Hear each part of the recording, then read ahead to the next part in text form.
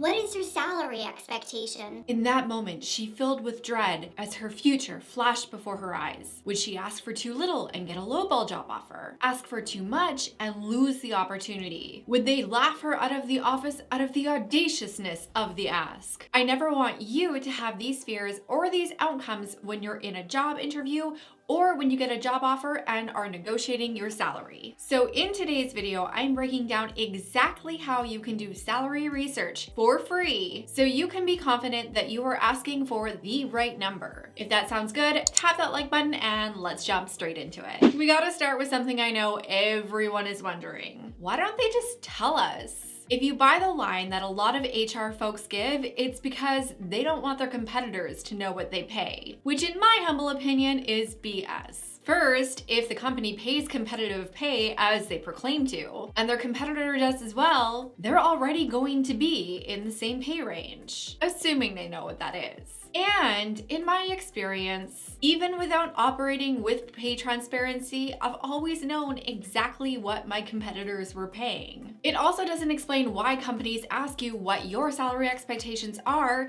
instead of telling you the budget for the role to make sure it meets your salary expectations. There is change coming. Colorado led the country with pay transparency laws.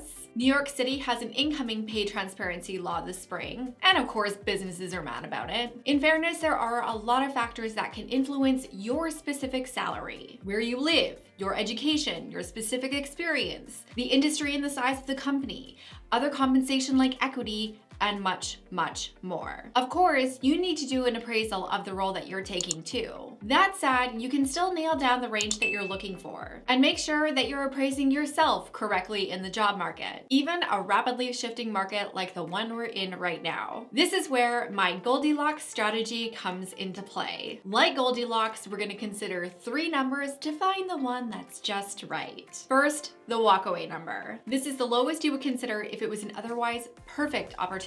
Second, your dream salary. This number is too big to make your target because if you got it, you would literally feel like they were throwing money at you. And finally, your target salary. This is the one that is just right. Towards the end of the video, I'm going to tell you exactly how to use these 3 numbers. But before we use them, we need to figure out what they are. So let's start our salary research already. Let's start with the easiest tools: online salary sites. There are a lot of them. PayScale, Comparably, Glassdoor, LinkedIn Salary. There are so many to choose from. But here's where most people go wrong. They only go to one. If the data is off, your numbers will be off. This is why I suggest you go to at least 3 of the big ones to find the average salary and the salary range. This makes more sense if you see it in action, so let's go see it in action. Based on requests that I got from a post that I put up in my community tab the other day, we are going to be researching what a salary should look like for a data scientist. So let's go to a few sites and see what they say. Okay, so here I am in PayScale, and just an FYI, it did make me sign up for a free account. It didn't used to do that. It's a new thing. It also made me verify that I'm not a robot more than one time. So you guys know now I'm not a robot. Anyway, I'm gonna go into the salary report. I'm an individual. I'm gonna put that I am just exploring because that is indeed what I am doing. And I am an individual. I will put in the target job title, hopefully without making too many errors as I'm typing this. I'm gonna put in some random information, including, I'll use my market, so New York. Now, the thing that I do really like about PayScale is it gives you a lot of different options to give additional data that is going to help PayScale give you the most relevant information based on the job title in which you're seeking. You can fill out this information, you can not fill out this information. That is up to you. So I'll just click a couple of things here and let us see what our salary range would be based on what we're telling it. We have our range, and we can see that this one is a pretty big range. So the range itself is 64 to 137. I am writing that down with a median of 98K per year. We can see the variable pay is included here as well.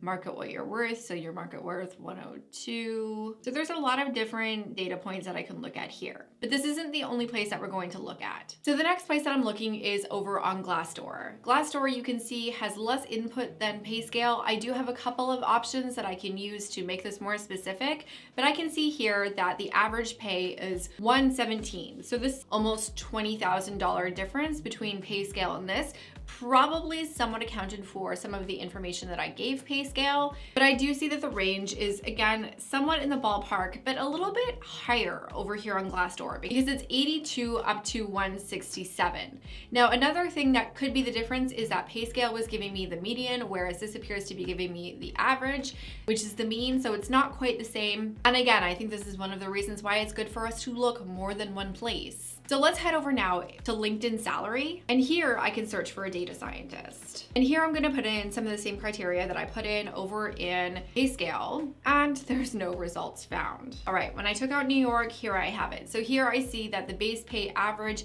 is 106. With a range of 72,700 to 150. So LinkedIn salary seems to be coming in at about the midpoint between pay scale and Glassdoor, but LinkedIn salary is for US-wide data, which removes the market specificity, which can actually have a really big impact depending on where you live. So we're gonna flag that. Now, in addition to the salary websites, you may also have annual industry salary reports. These are generally collected by an affiliation from their members and are available for free. If you're not aware of any, what you can do is you can head over to Google, put in your job title, and then put salary report. And then I would simply look through the results and see what came up. And there seems to be a couple of potential options. For the purpose of this video though, I won't spend too much time exploring each individually. However, I would encourage you to follow those links, and if there is one from a professional affiliation that you trust, download it. That said, there are a couple of things that I think that you should know about the annual industry salary reports. These generally do tend to be accurate, but there are a few limitations.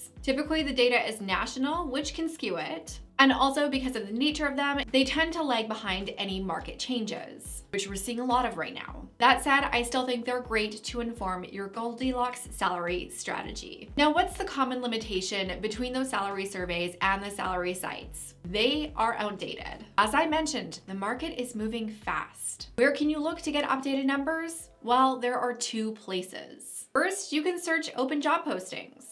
While most companies still do not operate with salary transparency, there are some that do. For example, if you work in tech, you can look to AngelList for jobs that disclose both salary ranges and the equity range. Or when using your typical job search site, pay attention to opportunities that do list their ranges. When you're looking at these, you're looking at two things. Does it look to be in the ranges you established in the prior step, or are they tending to be above or below the averages? Above indicates that the market has moved up, so you should focus on those upper numbers. This brings us to the other step, which is taboo. You've been taught it's impolite to ask, but we're gonna ask anyways. Talk to your colleagues about their salaries. Unless you live in a place where you are legally prohibited from doing so, ask industry peers what they make, and do so unapologetically. Do you think it's an accident that we've been taught that it's not nice to talk about money, and that there is so much shame around money? In particular, your expectation to get money in exchange for your work. Will people be weird about it? Maybe. But I honestly believe that the transparency of individuals and organizations is how people will be paid fairly and how we can close the pay gaps that are out there. But even more impactful is the next step. In fact, I can't believe people don't do this more often. Ask a recruiter. Recruiters have their finger on the pulse of exactly what is happening in the market. They know what budget they're working with, what candidates are asking for, and how much it's taking them to sign on the dotted line of that new job offer. If you have a recruiter friend or are cultivating a connection with one, ask. Worst case scenario, they won't tell you, or they don't know.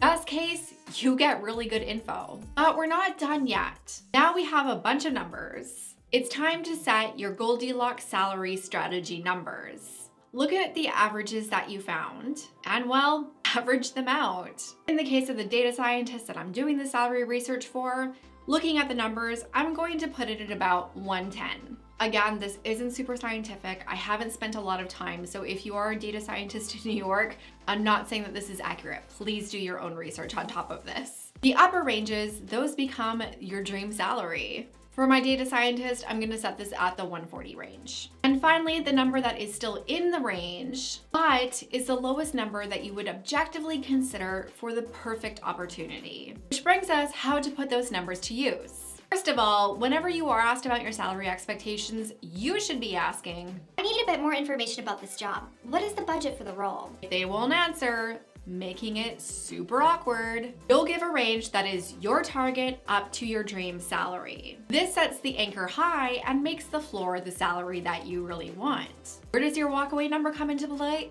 You never say it. This comes in when you get a job offer or a job opportunity that is below your target, and it's a job you really want. This number removes your emotion from your minimum salary. And hopefully, you'll never need to use it. But if you're in that boat where you're negotiating your salary, you need these numbers, but more importantly, you need to know how to do it with confidence to stage yourself for success. So I want you to go and watch this video right now where I give you my best salary negotiation tips.